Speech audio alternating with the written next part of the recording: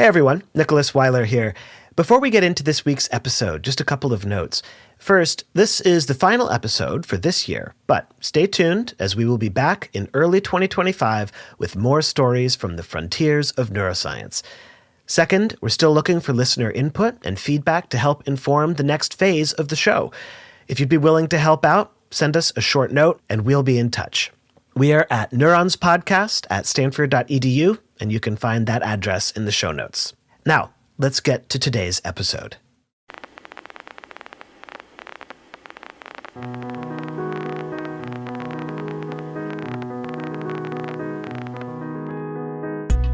This is From Our Neurons to Yours, a podcast from the Wu Tsai Neurosciences Institute at Stanford University, bringing you to the frontiers of brain science.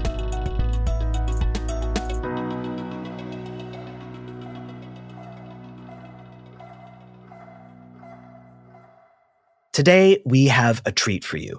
We are speaking with the one and only Robert Sapolsky.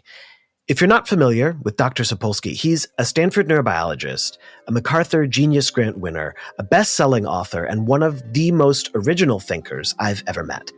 A few years ago, Sapolsky's best-selling book, Behave, gave a masterful overview of how our brains produce our behavior, taking readers on a tour of how everything we do results from the interplay between our brains, our bodies, our lifetime of experience, our genetics, and the family and culture we grew up in. Sapolsky actually told me that after Behave came out, he was surprised that many readers missed what he saw as the book's core message, specifically his conclusion that a biological account of human behavior leaves no room whatsoever for what we think of as free will. In his latest book, Determined, Sapolsky tries to correct this misunderstanding. In Determined, he assertively lays out his vision of a world without free will, a world where, as much as we feel like we're making decisions, the reality is that our choices are completely determined by biological and environmental factors outside of our control. Now, I know that's a lot to process, but don't worry. We'll spend plenty of time discussing this in just a few minutes.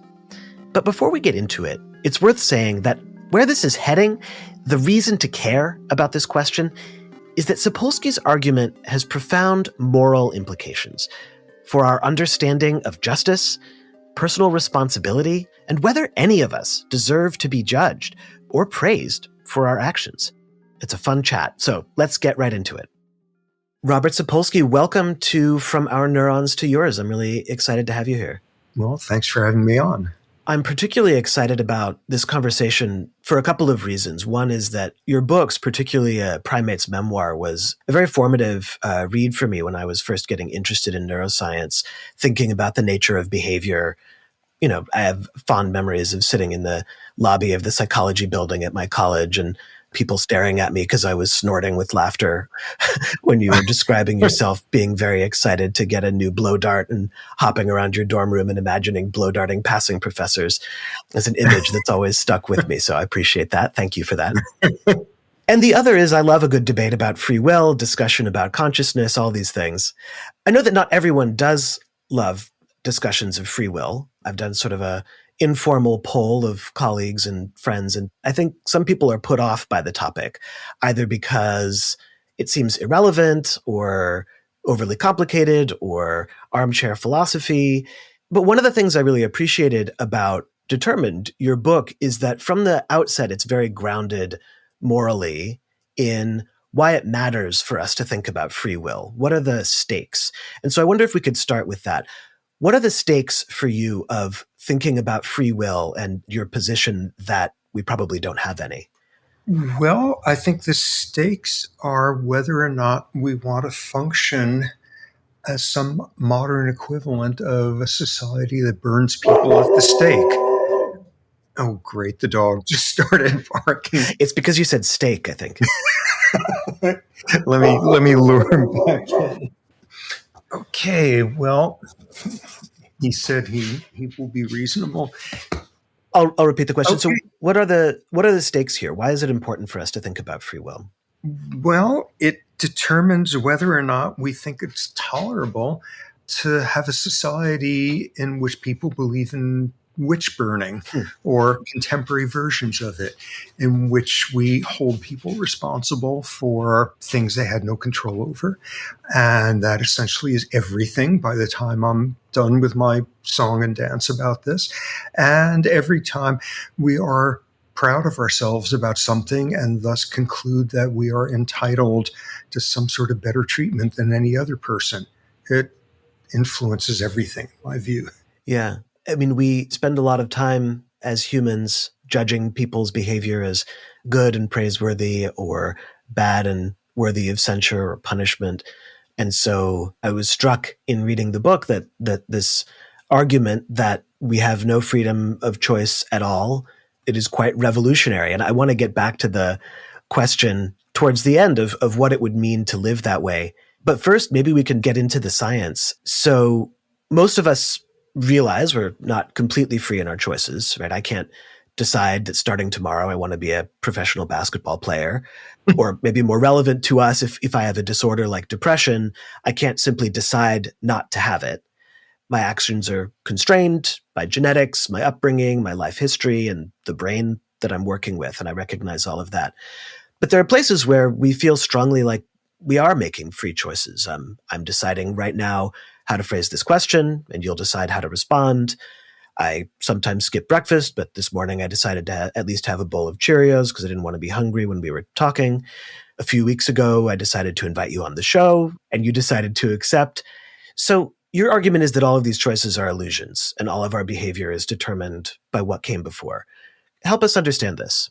Well, and there's a couple of classic ways in which people get caught up in a quicksand of believing they're seeing free will when it isn't there.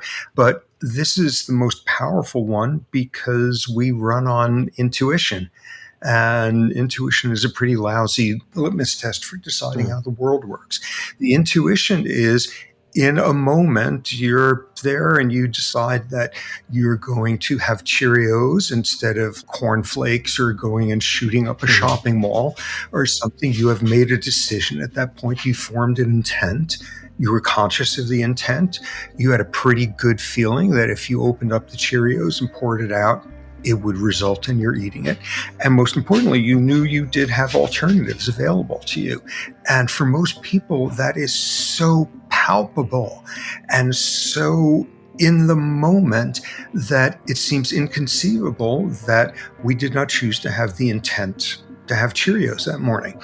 In my view, like, some incredibly interesting debates in neuroscience have been swirling for 40 years over what's going on when you form an intent, and do you form the intent? Do you initiate the behavior before you're consciously aware of it, in which part? And in my view, none of that has anything to do with anything, because it's getting on the scene in the last 5 seconds of a movie. The only relevant question to ask is one that is not asked too often at that point: is how do you become the sort of person who would form that intent at that point? Not in the very narrow sense of like, why Cheerios and because you saw a commercial last night or who knows what, but in the much broader, how did you turn out to be the sort of person who could buy food, who would have the value of eating this instead of that, the sort of person who would get up in time in the morning to eat breakfast because you had an appointment? How do you turn out to be the sort of person who would be here right now? How do you wind up in university? How do you wind up learning to read? How do you wind up not dying of cholera at some point? All of those things. And all we are is whatever brought us to that moment and made us form that intent, because no matter how much you want to try, you cannot intend something different than what you're intending. And what we're intending is the byproduct of everything that made us who we are up to this moment. And when you take that apart, we had no control over it. Yeah, that's really powerful. I mean, it is this summary of all of our history and everything that came before that forms such a core part of your book. One of the things that I was curious about, and you touch on some of this in the book, we're very focused on the frontiers of neuroscience here on the show. This question of free will goes back as long as people have been sitting around debating ideas. I wonder how much of your perspective on this, that there is no free will, is that new science, or is that something that you feel has been established for a long time and it's just time for us to recognize the implications of it? Oh, it's very, very recent science, by which I mean in the last few centuries or so. Yeah, it's contemporary neuroscience that does it, but it's also contemporary sociology, it's contemporary early child development and fetal environment and physiological ecology and why we form the sorts of cultures that we do in different sort of settings and how that influences how you were mothered from your first minute of life, et cetera, et cetera. It's not so much neuroscience on its own does not prove there's no free will. Genetics doesn't prove that. Child development doesn't prove, but put all the pieces together, and it does for a really important reason. It's not just, ooh, you got to take a whole bunch of interdisciplinary views into account. It's when you see how biology in us influences our interactions with environment and how we have no damn control over either. When you see that, it's not different disciplines. They all merge into one. If you're talking about the effects of genes on behavior, by definition, you're talking about millions of years of the evolution of it and the evolution of behavior. If you're talking about genes, you're also talking about your fetal environment and the epigenetic programming that went on in your brain as a result of prenatal environment.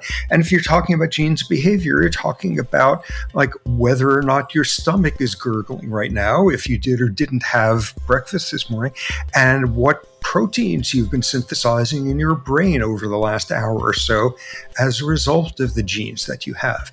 And the key point is, when you see all those disciplines form this sort of one big arc of causality, there's not a damn crack anywhere in that in which you could shoehorn in a concept of free will.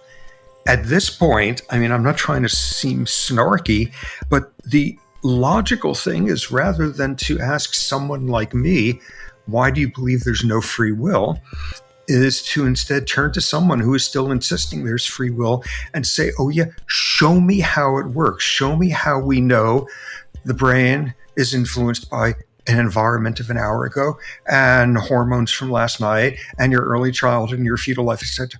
Show me where there's room in there for you to have formed an intent and acted upon it completely free of that history.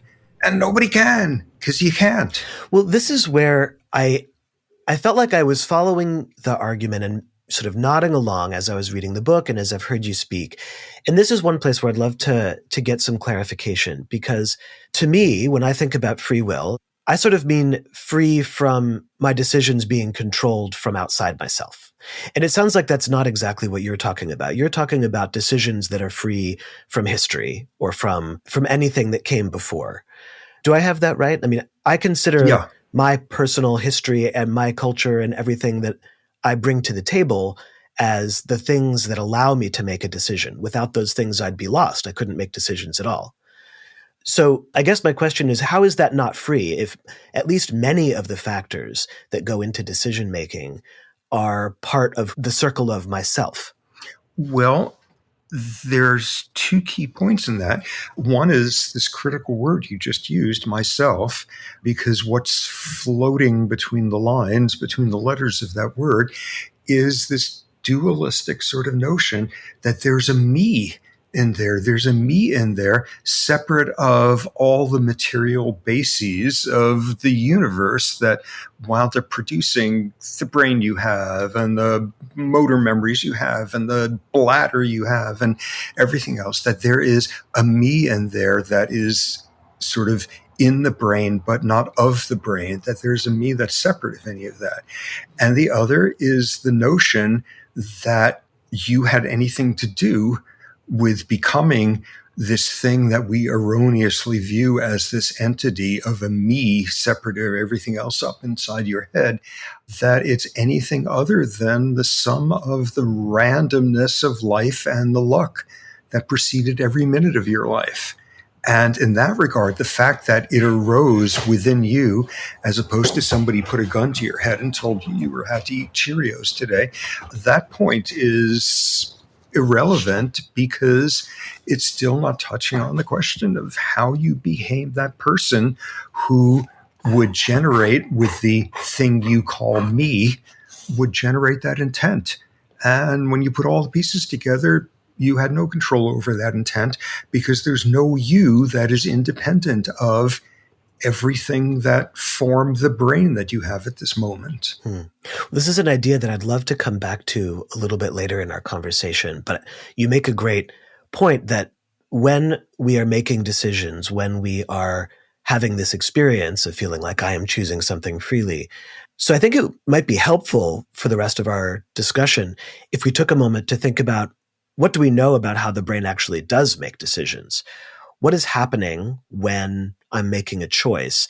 And then maybe you can help us connect that to all of these threads and strands from the history of the individual and the history of the universe that determine the outcome. Great. The first thing with that is, at junctures, we are making a choice.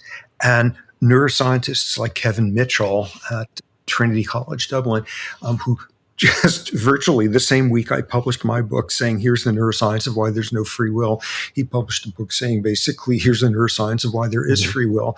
And we had a wonderfully incoherent debate on something or other about 6 months ago, and we're running it again in a different venue next week. Oh, great. Incoherent because it turns out that we're talking about totally different things. When you are making a decision, when you have gotten into your metaphorical organismal head to do this behavior or turn on gene transcription of this gene instead of that, or have your cilia send you sort of swimming to the left instead of the right.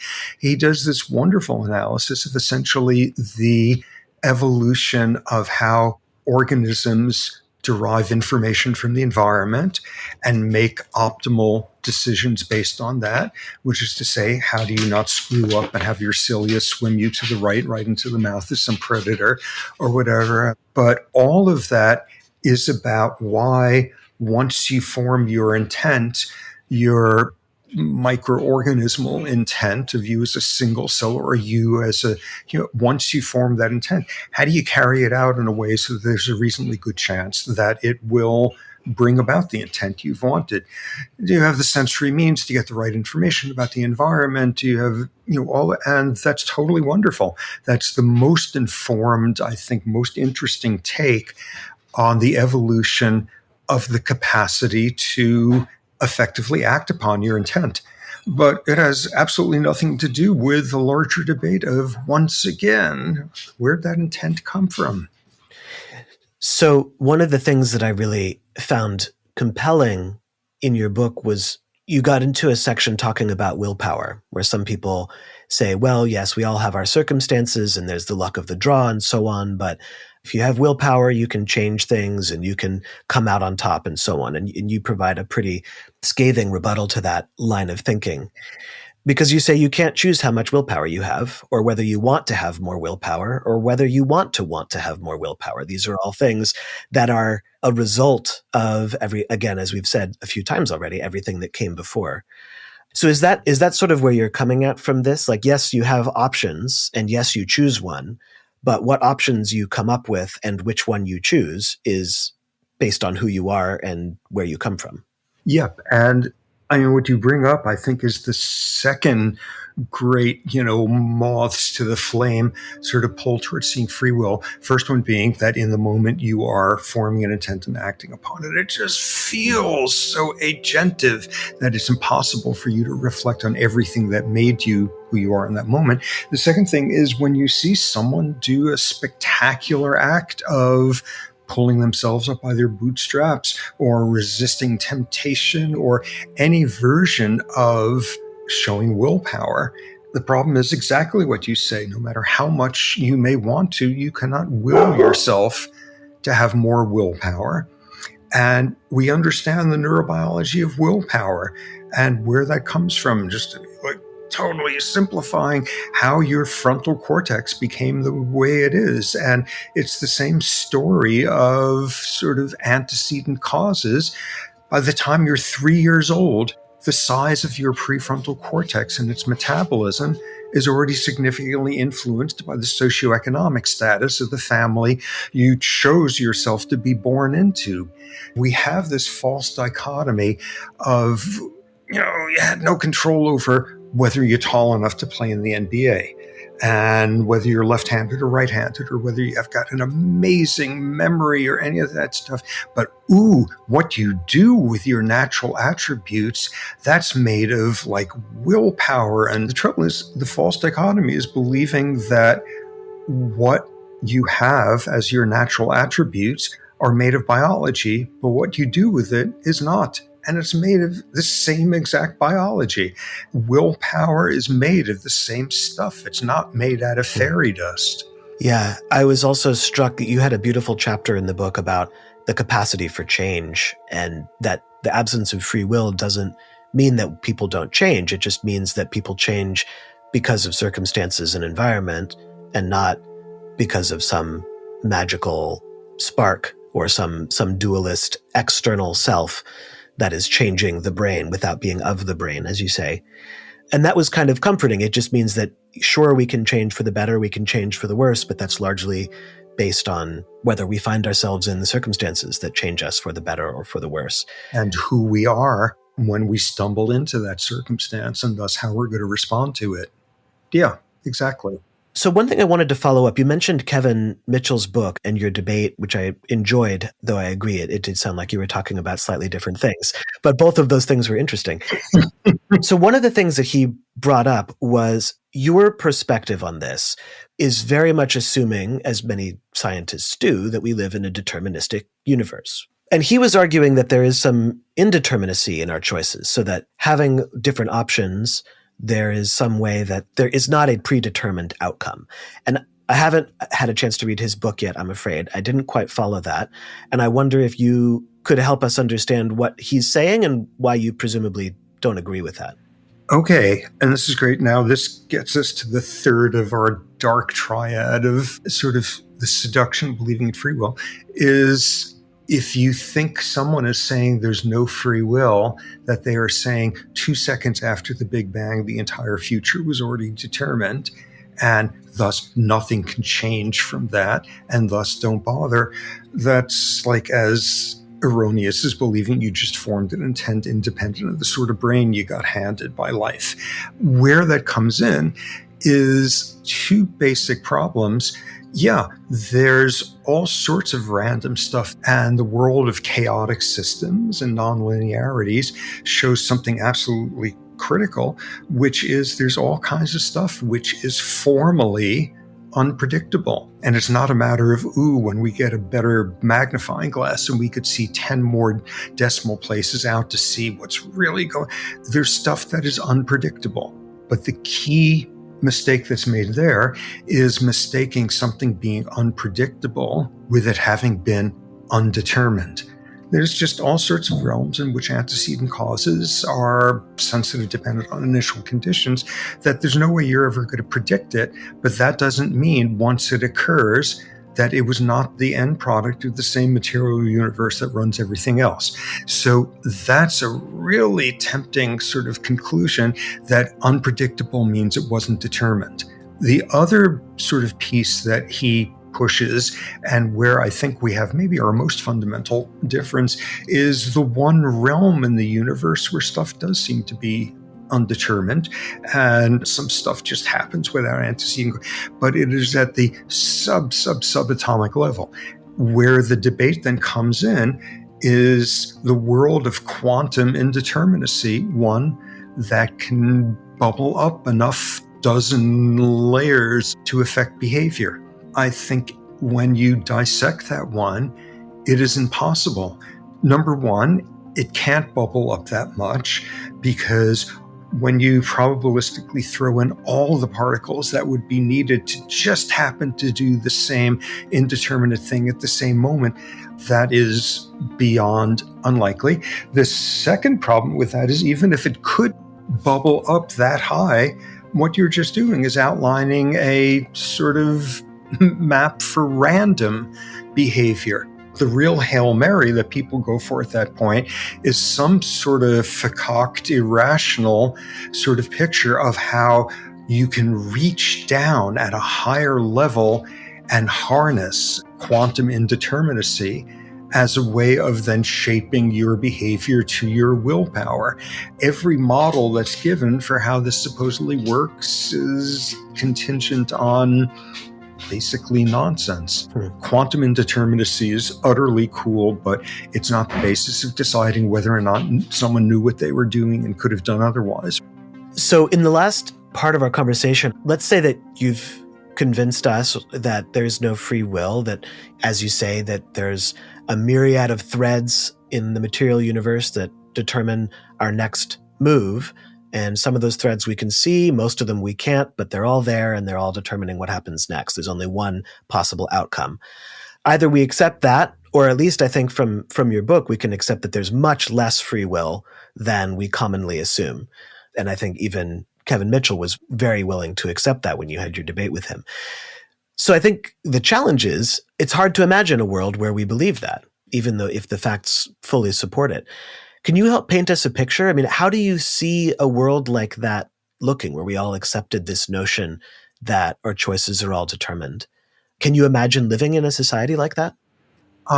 No, I can't. It's inconceivable because I'm a person of my place and time. And, I decided when I was 14 that there's no free will whatsoever. And now more than half a century later, I believe I can write a damn endless book about it and all that. And 99% of the time, I fail to follow through on what I see as sort of the intellectual and the ethical requirements of believing there's no free will, which is to act as if blame and punishment make no sense whatsoever, and praise and reward make no sense whatsoever, and it is possible to feel pleased with yourself for something you have done, or to feel ashamed of yourself for something you've done. That none of that makes, once a month or so for about 3 minutes, I can truly act in my judgments as if there is no free will whatsoever. And then, I fall back into being a 21st century human with whatever foibles I have. It seems inconceivable, and maybe it is impossible. But the key thing is that over the centuries, we've shown over and over again that we could subtract out a sense of volition and free will out of making sense of people's behavior. We've done it over and over again, and sometimes so much so that intuitively it seems insane that people ever believed that, old ladies without teeth living on the edge of your hamlet could, by making the right potion, control the weather, that there are witches, and that humans can will, if they're the right sort of Satan's sidekick, control the way. It just seems intuitively ridiculous. But all sorts of stuff. Okay, stay there. Stay. I tell you, it's every time you start talking about witches. He's a total wreck because it's almost Halloween and all those scary little cardboard things put up. So yeah, you had said it's, nonsensical to believe there's magic. People can control the weather because they're the sidekick of the devil. And so we've gotten over that, although I guess there's some members of Congress who have not gotten over that. But other than that. And each time we've done that, each time we've realized, mothers don't cause their kids to get schizophrenia because the mothers are toxically poisonous in some Freudian gibberish. As soon as we figure out some kids have trouble learning to read, not because they're lazy and unmotivated or stupid, but because they've got cortical malformations that produce what we now call dyslexia or learning differences.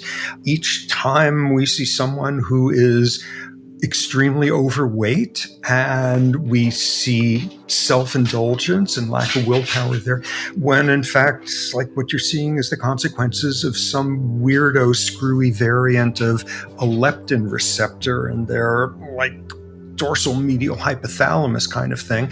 Each time we have realized, I had no idea biology had something to do with that. Each time we've subtracted out judging someone the world has become a better place. It's become more humane. The roof hasn't caved in. The people have not run amok on the streets being murderers. People have not fallen into like puddles of paralysis because nothing can ever change and it's all predetermined. Every time we figured out there's no such thing as witches, and it's kind of not only uncool but unjustified to burn someone at the stake. And every version of that in our contemporary lives, the world becomes more humane. So most people respond to the notion that there's no free will whatsoever is some version of, oh, yeah, maybe, but don't tell anyone. Or what's frequently the case when you read between the lines at some of the most influential compatibilist philosophers out there, what they're saying is, don't tell me that, because I'm pretty damn proud of the advanced degrees that I've gotten. Don't tell me I don't deserve it. Exactly. When you cut through that, it's liberating. It's liberating because we are perfectly content to spend our time in a world in which some people are treated way better than average for reasons they had nothing to do with, and lots of people are treated way worse than average for reasons they had nothing to do with, and we're all pickled in this absurdly damaging concept of justice has been served, that this makes sense, and it doesn't. We have no grounds to praise or blame anyone in a moral sense. The notion that those blaming or praising could be virtues in and of themselves is absurd. And we have absolutely no basis for deciding that anyone deserves, has earned, having their needs and considerations considered to be more valid than anyone else's.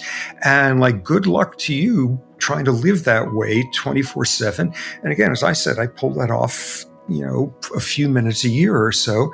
But nonetheless, this process of realizing we are nothing more or less than the biology, blah, blah, etc. This process has gotten us to a point where by now, not only does it feel intuitively crazy to burn someone at the stake for controlling the weather, by now also it feels intuitively crazy to claim that someone's sexual orientation or sexual identity is a choice, to stand by and think it's okay when a third grade teacher berates a kid for being lazy when they're flipping their looped letters and reading B's and P's and things of that sort. We've come far enough along to see that these are gravely unjust. And even though it's hard to imagine what they will look back on us now and from the future as to what absurd things we believed were volitional now, they make sense now because intuitively it totally makes sense. And because for the average person who'd be sitting around listening to something like this, and what that mostly is coming down to is, but damn, I worked hard. I worked hard to get to this position. It took a lot of willpower. I had to resist all sorts of temptations, and I kind of earned something. I think ultimately that's a much stronger pull for people in our world than, don't judge people who, because of the neighborhood they grew up in, were doing antisocial things by the time they were 12. Yeah, that takes some work to really view that you have to judge them without, that you can't judge them, and because they had no control. But the one that, like our world's people really stumble into is, but damn, I worked so hard. What do you mean I did not earn anything? That I'm not entitled to anything? What do you mean that anything about who the person I turned out to be deserves to stand near the front of the line when good things in life are being handed out? All we are is luck, and luck has no moral breath to it. And for people like us, it's most compelling when it comes to praise and reward for stuff we really didn't earn. I was thinking a lot about this in the last week or so as I was thinking about this conversation and reflecting on the book. And, as you say, trying hard to believe this and seeing how to live that way.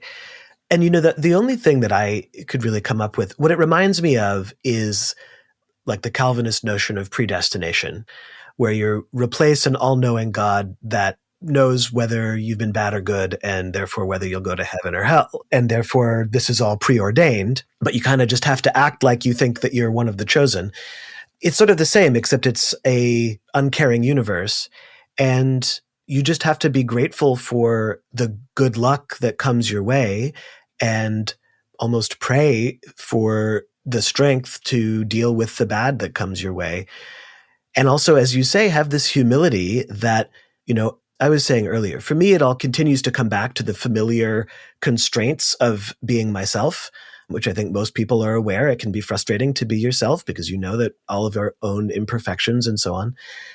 But to extend that to everyone, to extend that sort of grace that everyone is doing what they do because of who they are. As you say, we need to rethink the morality of judging people's choices and come up with a way of saying, look, I'm grateful for what I've got, and I recognize I'm lucky to be in the place that I am. Does that help?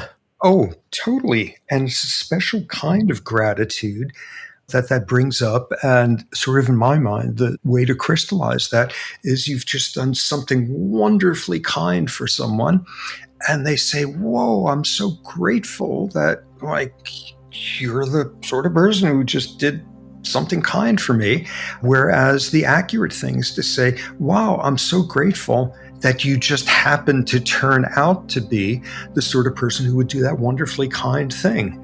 And the next logical extension of that is the next time you reflect on something good about yourself, you should feel grateful that you just happened to turn out to be the sort of person who's good at patch clamping or resisting temptation or whatever version of that. It's a highfalutin version of when someone doesn't give you a compliment for something kind you've just done. What they do instead is they say, tell your mother she did a good job. That's like a very narrow way of externalizing. There is no you independent of what made you. And that's a big ask. And you got to get some sort of, I'm told, Buddhist mindset. And I would not say a word more about that because I'm beyond ignorant, but some sort of mindset where you have to be grateful that you turned out to have the sort of brain that can help other people, that can be made to feel as if life is worth it when you're hearing the right music or looking at a sunset. Any version of that, it's a big ask to be a concert pianist and to get in a mindset where you say, wow, I am so grateful that I turned out to have hands, parentheses in your motor cortex, that it turned out that I have hands that could do this thing on a keyboard so people in an audience weep with the ways in which they're moved by it. Damn, how'd that turn out? What a cool thing that is how it turned out. Good luck thinking that way on a regular basis. That's a really big ask, but nonetheless, you got to do some version of that every time you're about to judge someone, especially if it's harshly, and especially if it's someone whose circumstances you really could not imagine because they became who they are for things that you were utterly fortunately spared from. And every time you decide, wow, that's kind of impressive. I just did that. Wow, I'm really whatever laudatory thing you fill in at that point, and conclude that as a result, you deserve any more consideration than anyone else. Yeah, it's really, really hard. And we can do it now with stuff that we couldn't do 50 years ago. When I was a kid, the kid sitting next to me who wasn't learning how to read was obviously lazy. We can now have a different view. We have a different set of intuitions at this point. So it's very hard to overturn all of our currently incorrect intuitions built on the notion of us being agentive. So, if it's hard, reserve it for those occasions when you're judging someone and when you're judging yourself and when you're feeling thus as if you deserve anything. Because how'd you turn out to be that sort of person? You had no control over it. Well, given all that we've just discussed, Robert, I won't thank you for a wonderful conversation, but I will thank the universe that the two of us are here and able to have this really interesting conversation, and hopefully something that gives our listeners a lot to think about. Well, Thanks. I'll relay what you're saying by telling my no longer with us mother, tell her she did a good job, whereas my no free will biologist interpretation is she traumatized me in exactly the right way that things turned out like this. But I will relay what is implicit in what you just said. Great. All right. Well, thanks so much. This has been a great conversation. Total pleasure. Thanks again so much to our guest, Robert Sapolsky. To read more about his work, check out the links in the show notes. Sapolsky is the John A. and Cynthia Fry Gunn Professor in Stanford's Departments of Biology, Neurology, and Neurosurgery. If you're enjoying the show, please subscribe and share with your friends. It helps us grow as a show and bring more listeners to the frontiers of neuroscience. We'd also love to hear from you. Tell us what you love or what you hate in a comment on your favorite podcast platform, or send us an email at neuronspodcast@stanford.edu. From Our Neurons to Yours is produced by Michael Osborne at 14th Street Studios, with production assistance from Morgan Honecker. I'm Nicholas Weiler. Until next time.